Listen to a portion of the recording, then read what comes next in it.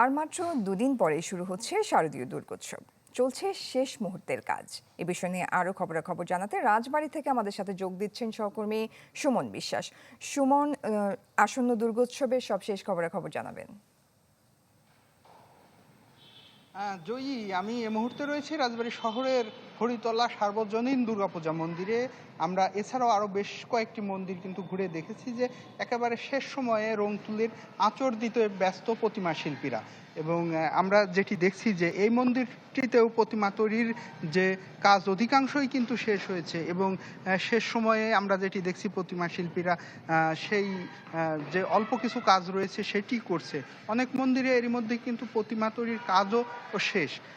জয়ী, রাজবাড়ীতে এবছর মোট 5 উপজেলা মিলিয়ে 443টি মন্দিরে কিন্তু দুর্গাপূজা অনুষ্ঠিত হচ্ছে। এর মধ্যে সব থেকে বেশি রাজবাড়ীর বালিয়াকান্দি উপজেলা 147টি মন্দিরে দুর্গাপূজা হচ্ছে।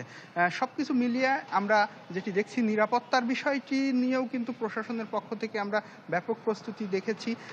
ঢাকা রেঞ্জের অতিরিক্ত ডিআইজি রাজবাড়ীতে দুর্গাপূজা মন্দিরে পরিদর্শন শেষে সাংবাদিকদের জানিয়েছে যে এবছর 4 স্তরের নিরাপত্তা থাকবে মন্দিরগুলোতে।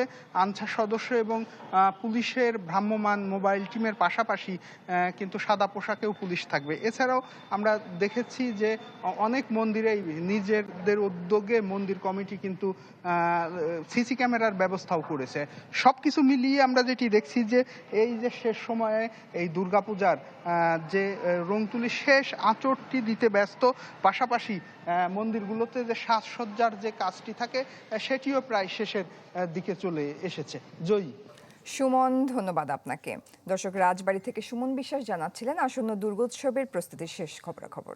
ডিজাইন, এলিগেন্স, বিউটি, সেরা পণ্য সবার জন্য। জেভিকো।